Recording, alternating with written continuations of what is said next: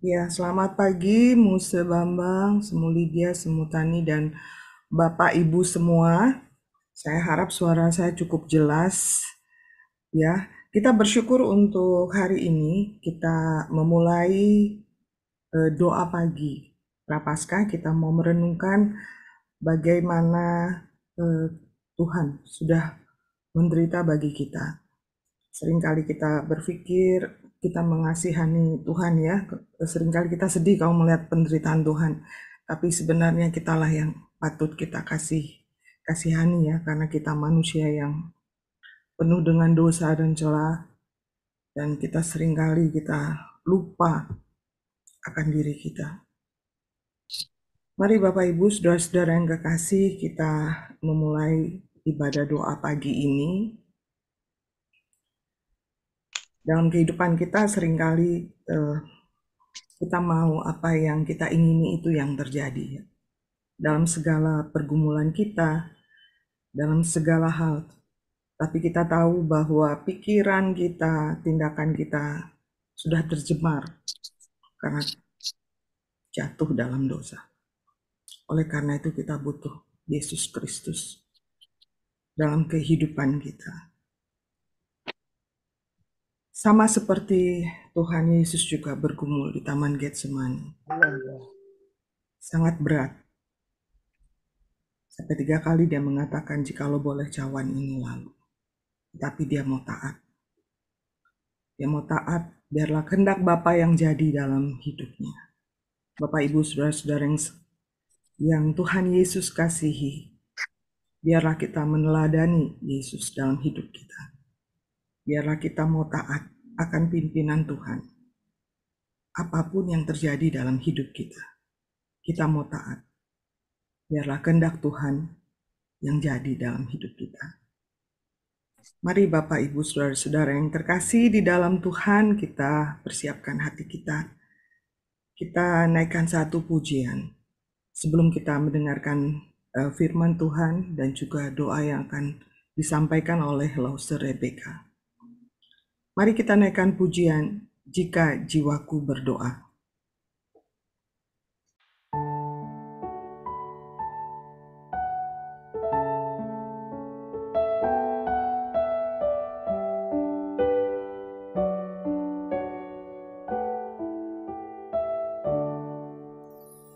Jika jiwaku berdoa kepadamu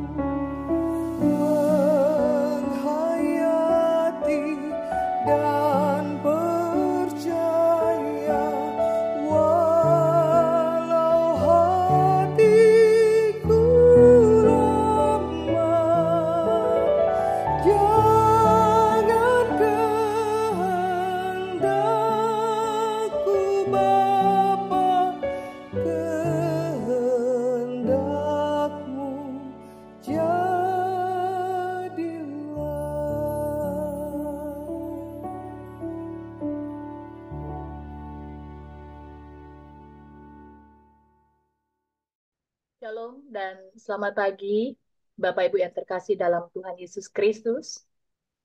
Pagi ini adalah hari pertama dari serangkaian doa Prapaskah yang akan kita lakukan juga untuk beberapa hari ke depan.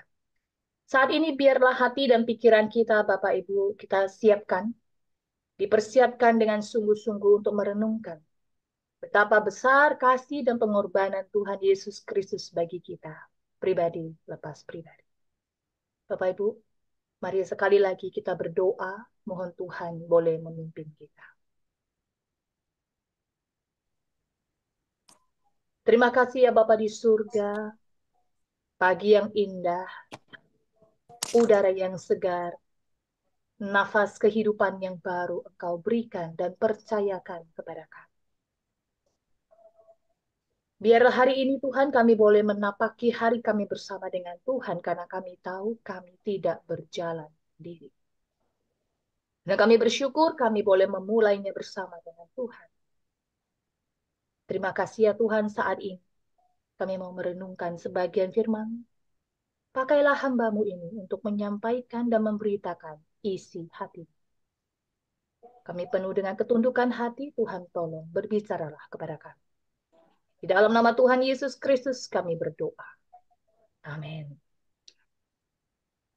Bapak-Ibu Saudara terkasih dalam Tuhan, saya mengajak Bapak Ibu untuk mengambil Alkitab Bapak Ibu Saudara. Dan kita akan membuka satu bagian firman Tuhan, yaitu di dalam Matius pasal yang ke-26. Matius pasal yang ke-26, ayat 36 sampai 46.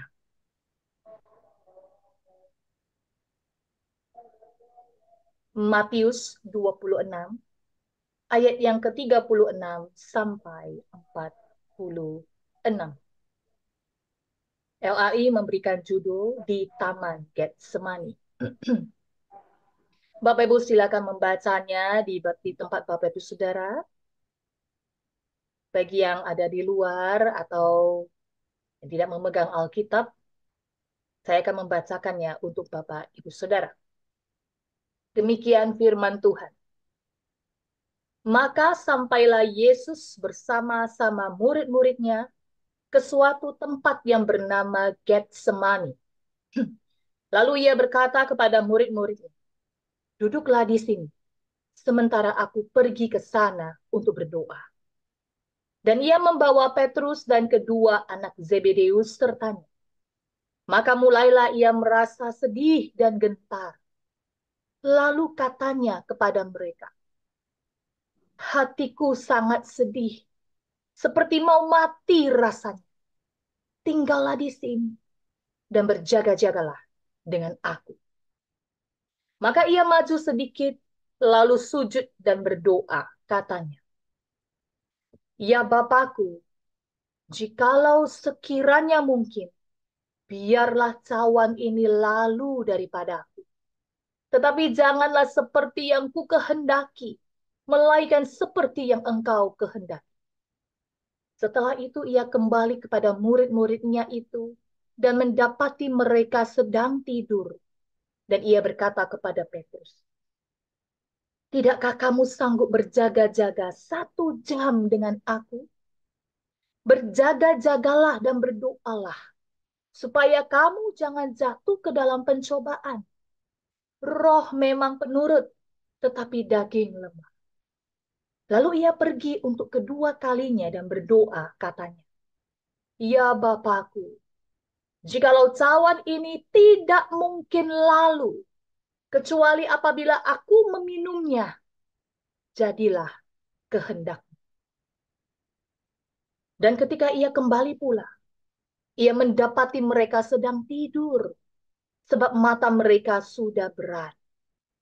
Ia membiarkan mereka di situ, lalu pergi dan berdoa untuk ketiga kalinya, dan mengucapkan doa yang itu juga. Sesudah itu ia datang kepada murid-muridnya dan berkata kepada mereka, "Tidurlah sekarang dan istirahatlah. Lihat, saatnya sudah tiba, bahwa anak manusia diserahkan ke tangan orang-orang berdosa. Bangunlah, marilah kita pergi. Dia yang menyerahkan aku sudah dekat. Amin. Demikian jawab pembacaan firman Tuhan kita, Bapak Ibu Saudara. Saudara yang terkasih dalam Tuhan, semua penderitaan rohani dan jasmania yang dialami oleh Kristus itu bermula di Taman Getsemani. Di dalam Injil Lukas, mencatat dengan lebih detail kondisi yang dialami oleh Yesus Kristus.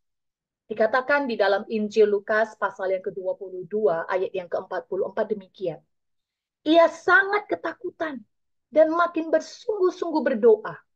Peluhnya menjadi seperti titik darah yang bertetesan ke tanah. Saudara yang terkasih, ini adalah kondisi di mana Yesus di bawah tekanan, di bawah ketakutan yang begitu hebat, saudara. Sehingga pembuluh darah halus dalam kelenjar-kelenjar keringat itu dapat pecah. Sehingga yang keluar dari kulit adalah keringat yang bercampur darah. Yesus Kristus Tuhan kita juga merasakan kesedihan yang mendalam, Bapak Ibu Saudara. Karena bukan hanya penderitaan fisik yang akan dia alami, tetapi keterpisahan dari Sang Bapa dan mati karena dosa kita. Dosa dunia. Saudara terkasih, jalan ilahi itu telah ditentukan. Namun Yesus Kristus dalam kemanusiaannya, dia pun tetap bergumul. Maka di ayat 39 tadi kita bisa baca.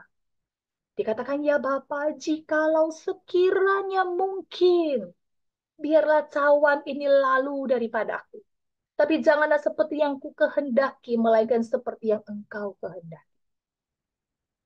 Saudara terkasih dalam Tuhan, yang dimaksud Yesus tentang cawan ini telah menjadi pokok pembahasan yang panjang lebar.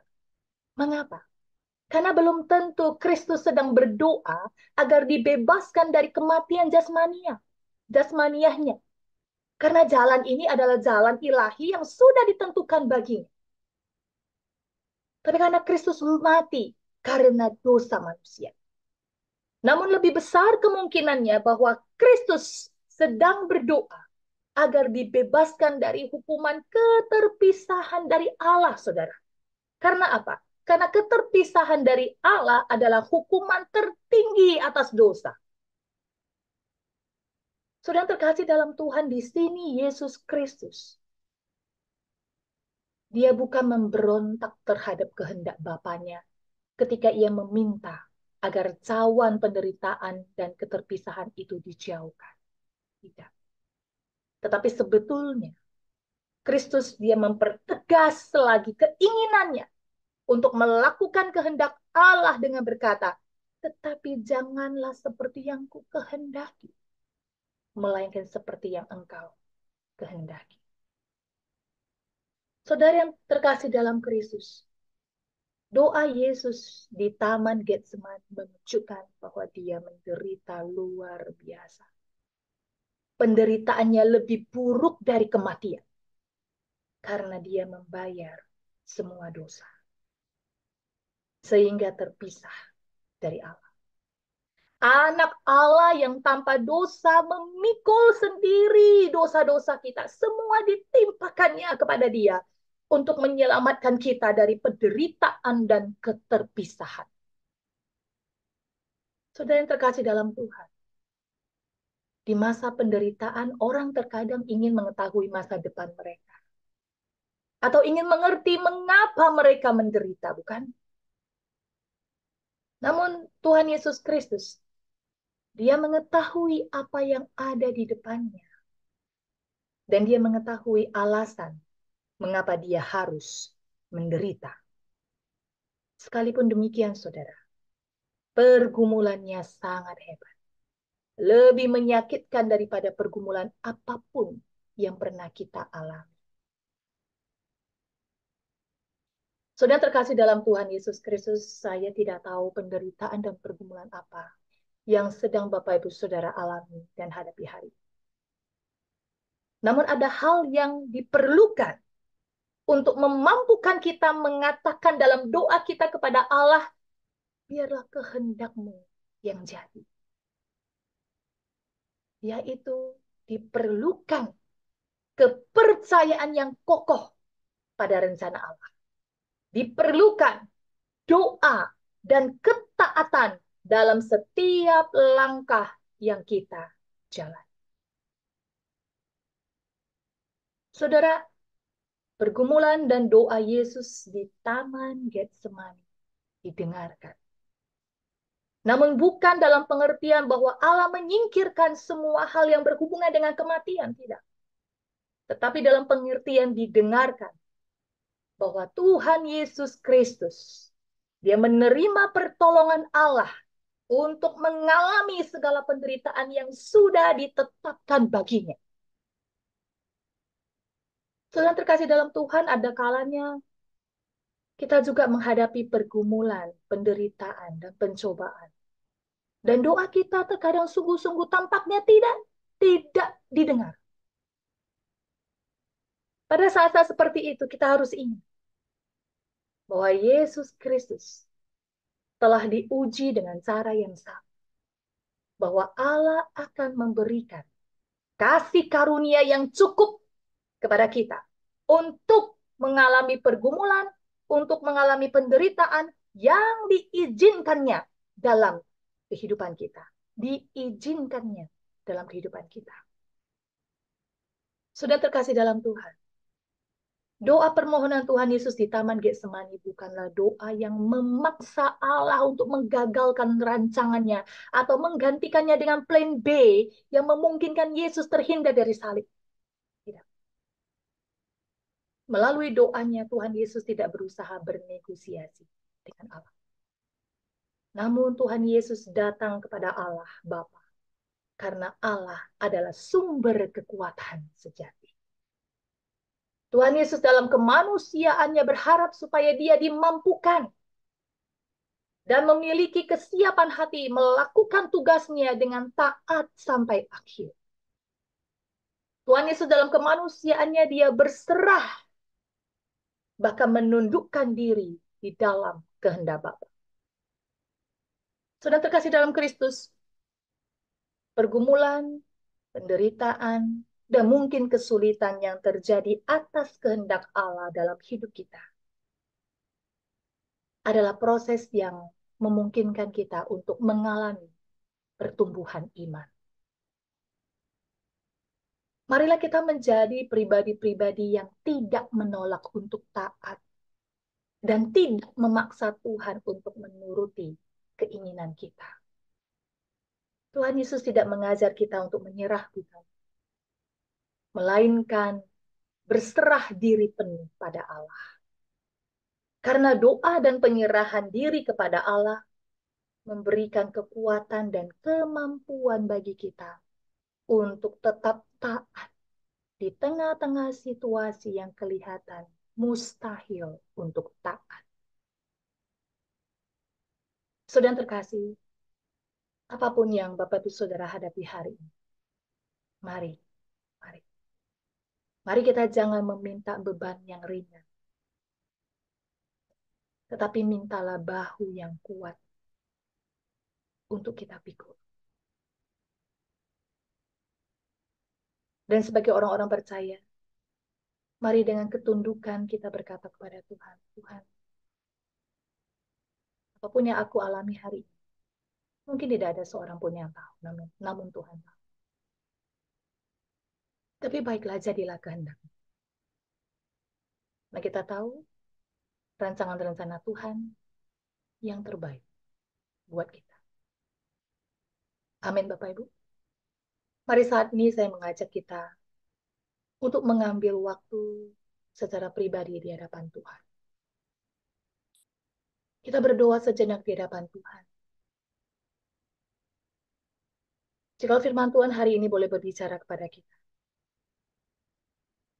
Apapun yang menjadi penderitaan dan pergumulan yang sedang saudara alami hari ini. Mari kita datang dan katakan kepada Allah dalam doa kita, biarlah kehendak-Mu lah yang terjadi.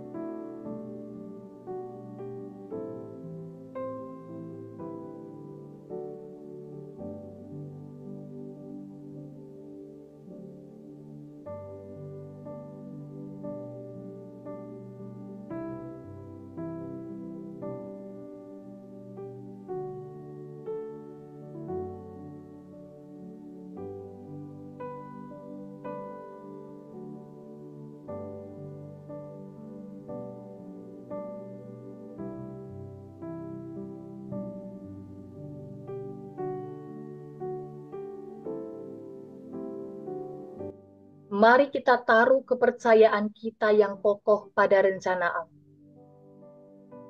Dan ketaatan penuh kepada Allah dalam setiap langkah yang kita jalani.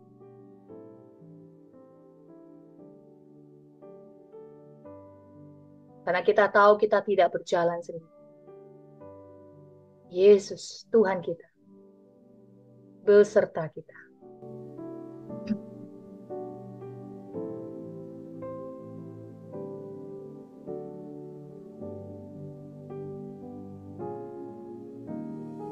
Ya,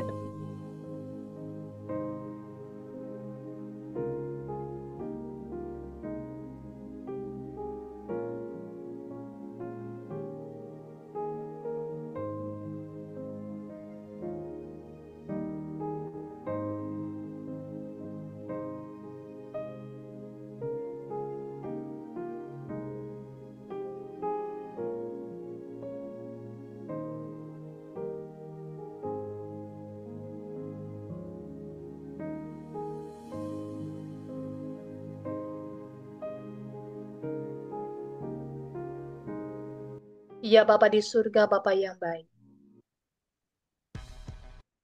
Kuatkanlah dan teguhkanlah hati kami. Kami tahu segala pergumulan, penderitaan yang mungkin sedang kami alami hari ini. Mungkin itu sakit penyakit yang Tuhan izinkan ada dan hadir dalam hidup kami saat ini. Kami percaya semuanya di dalam izin Tuhan dan di dalam kedaulatan Tuhan. Ajari kami untuk berani berkata, jadilah kehendak-Mu. Terima kasih Tuhan. Terima kasih. Biarlah masa-masa ini, masa-masa kami boleh merenungkan betapa besar, dalam, lebar kasih bagi kami. Kami mau datang kepada Engkau Sang Pengharapan, sumber pengharapan, yang rela datang ke dunia, rela memberi diri bagi kami, ditaklukkan di dalam kesia-siaan supaya kami yang percaya kepadamu tidak lagi hidup dalam kesia-siaan. Tuhan, terima kasih untuk iman yang Engkau taruh di dalam hati kami, hidup kami. Sehingga kami boleh percaya kepada Engkau. Ia akan memampukan dan menolong kami melewati masa-masa sulit kami. Tuhan, jadilah kehendak-Mu. Ini doa kami, Tuhan. Pimpinlah langkah hidup kami sepanjang hari ini. Dan pakailah kami untuk menjadi saksi Kristus dimanapun kami berada. Terima kasih ya Tuhan, terpujilah nama. Di dalam nama Tuhan Yesus Kristus, kami berdoa, kami mengucap syukur. Haleluya. Amin. Selamat pagi, Bapak-Ibu Saudara. Sedemikian rangkaian doa pada pagi hari ini. Kiranya kita boleh mengawali hari kita dengan pimpinan Tuhan. Sampai bertemu esok hari. Tuhan memberkati.